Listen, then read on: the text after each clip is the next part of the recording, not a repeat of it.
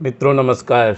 मित्रों, गीता ज्ञान में मेरे साथ बने हुए सभी गीता ज्ञान के सहयात्रियों का मैं इस गीता ज्ञान की यात्रा अंक संख्या 24 में स्वागत करता हूं, हार्दिक अभिनंदन करता हूं। तो मित्रों, पिछले अंक में हम यह अध्ययन कर रहे थे कि भगवान कहते हैं कि जिनके संपूर्ण कर्म केवल यज्ञ संपादन के लिए होते हैं, उनके संपूर्ण कर्मों के फल विलीन हो जाते हैं। तो यज्ञ क्या है? तो पिछले अंक में हमने देखा था कि यज्ञ का मतलब होता है कि त्याग मन से, वचन से, कर्म से और इंद्रियों से तथा स्थूल शरीर से हम जो भी त्याग कर सकते हैं वो सब यज्ञ है। और मित्रों, यज्ञ ही ईश्वर है, यज्ञ ही परम ब्रह्म है। इस बात को भगवान ने अध्याय 3 के 14वें श्लोक में अच्छे से समझाया हुआ है, इसको परिभाषित किया है।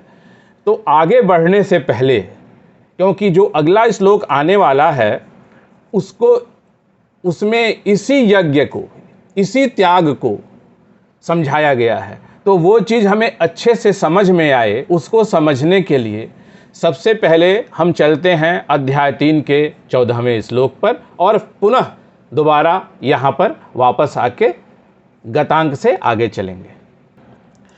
कर्म ब्रह्मोद्भवं विद्धि ब्रह्माक्षर समुद्भवम् तस्मात् सर्वगतं ब्रह्मा नित्यं यज्ञे प्रतिष्ठितम्। कर्म समुदाय को तू वेद से उत्पन्न और वेद को अविनाशी परमात्मा से उत्पन्न हुआ जान। इससे सिद्ध होता है कि सर्वव्यापी परम अक्षर परमात्मा सदा ही यज्ञ में प्रतिष्ठित है।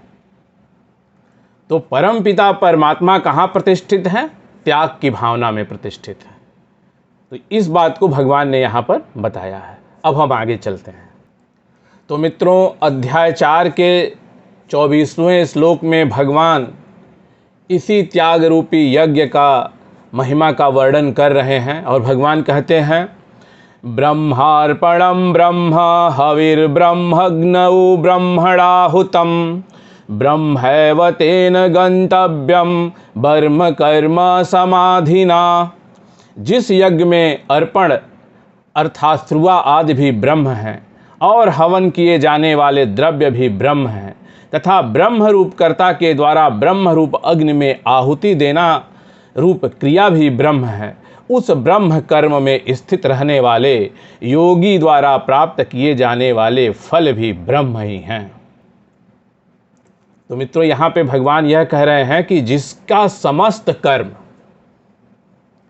मन, वाणी, कर्म, इंद्रिय और शरीर के द्वारा जितना भी कर्म किया जा रहा है वह सब त्याग की भावना से प्रेरित है, ऐसा यज्ञ करने वाला जो मनुष्य है वह, उसको जो फल मिलते हैं वो भी ब्रह्म रूप ही मिलते हैं, ब्रह्म के रूप में ही मिलते हैं।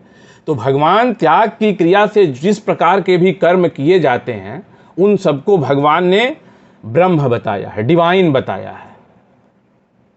और ऐसे कर्मों से जो फल की प्राप्ति होती है वह भी डिवाइन होती है, वह भगवान के साक्षात्कार के रूप में भी हो सकती है। तो भगवान का आशय ये है। अब भगवान हम क्या क्या, किस किस रूप में त्याग कर सकते हैं उसको विस्तृत रूप में समझाने वाले हैं। तो हम अगले श्लोक को देखते हैं।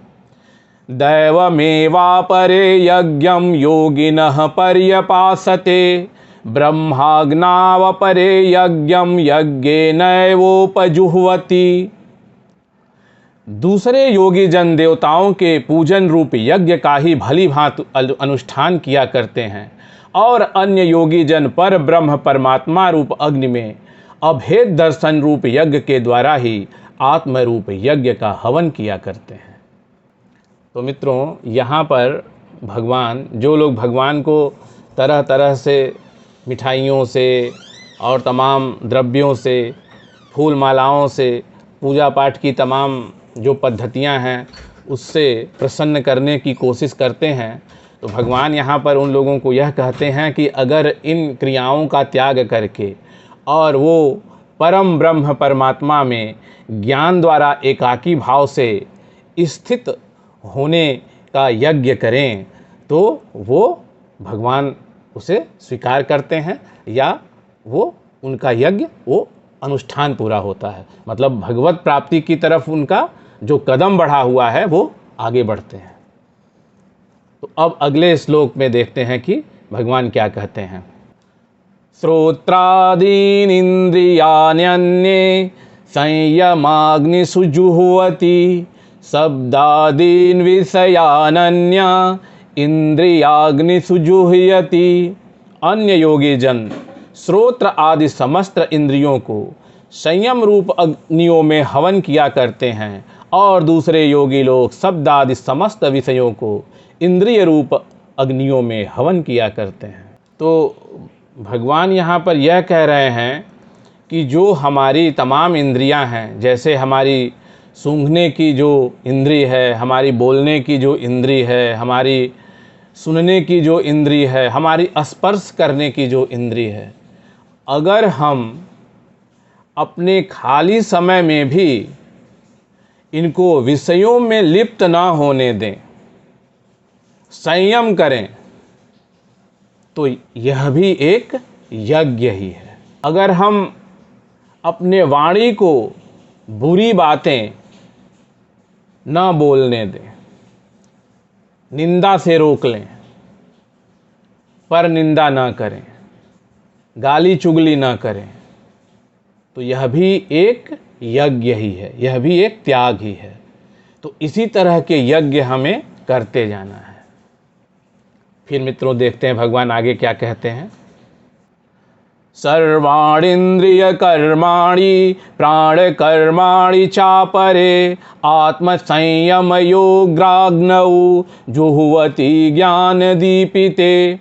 दूसरे योगी जन इंद्रियों की संपूर्ण क्रियाओं को और प्राणों की समस्त क्रियाओं को ज्ञान से प्रकाशित आत्म संयम योग रूप अग्नि में हवन किया करते हैं।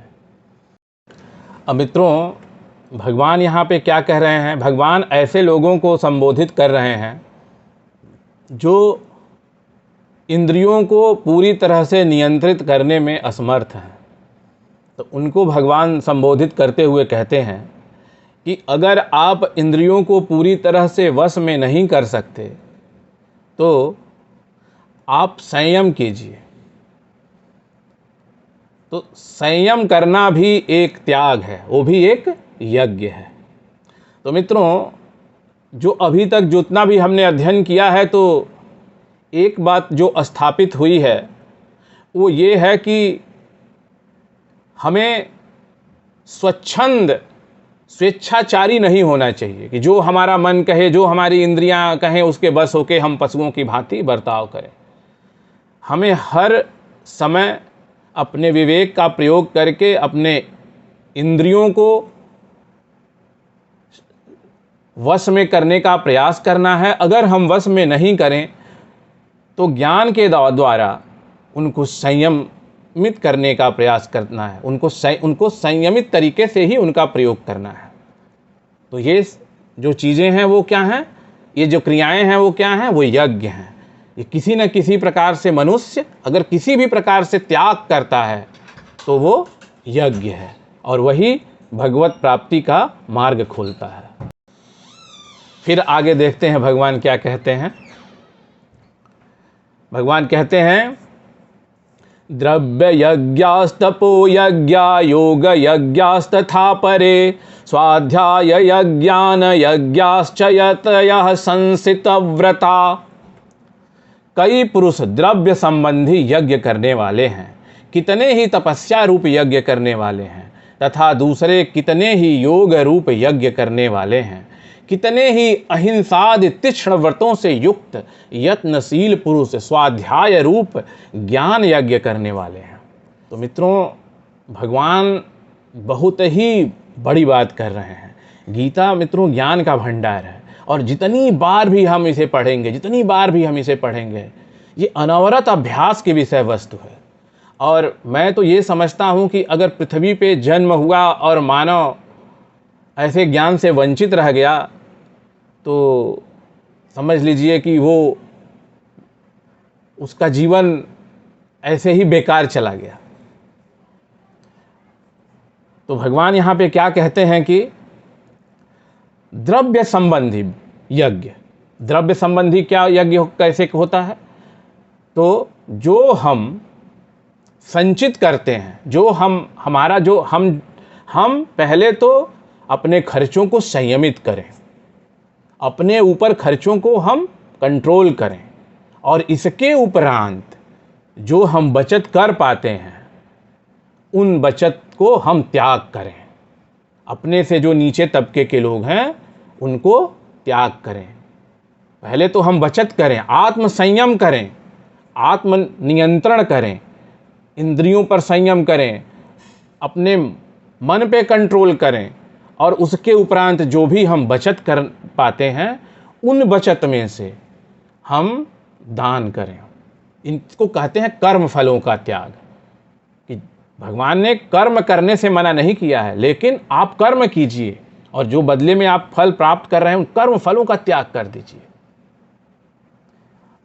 और बहुत से लोग ऐसे हैं, तपस्या रूप यज्ञ, तपस्या जब हम करते हैं, जब भगवान के ध्यान में लीन होकर बैठते हैं तो हम बहुत नॉर्मल जो साधारण जीवन के सुख भोग हैं उनका हम त्याग करते हैं।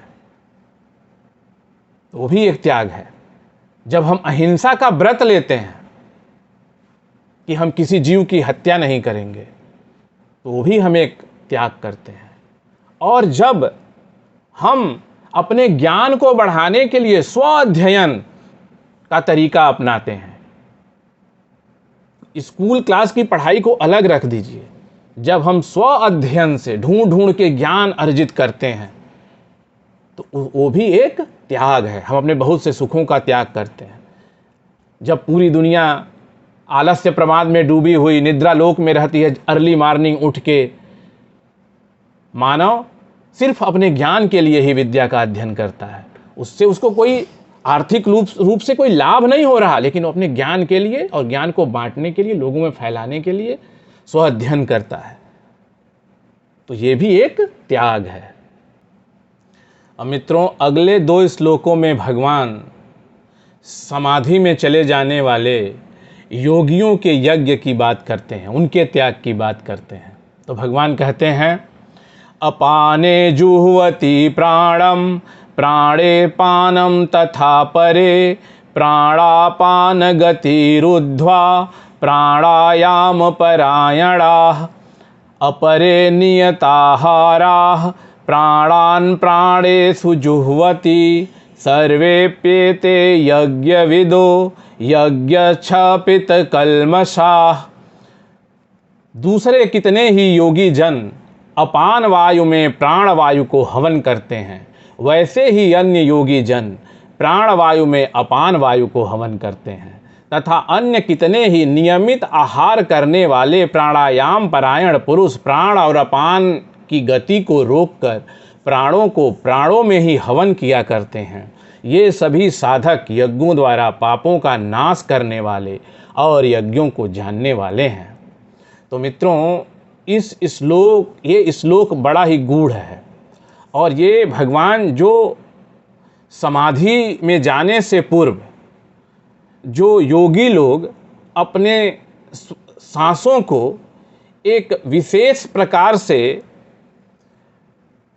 एक विशेष प्रक्रिया में लेके जाते हैं और उसके बाद वो समाधिस्थ हो भगवान में लीन हो जाते हैं, तो और एक समय के बाद न वो श्वास बाहर निकालते हैं न ही अंदर लेते हैं, और युगों युगों तक वो भगवान की तपस्या में लीन रहते हैं।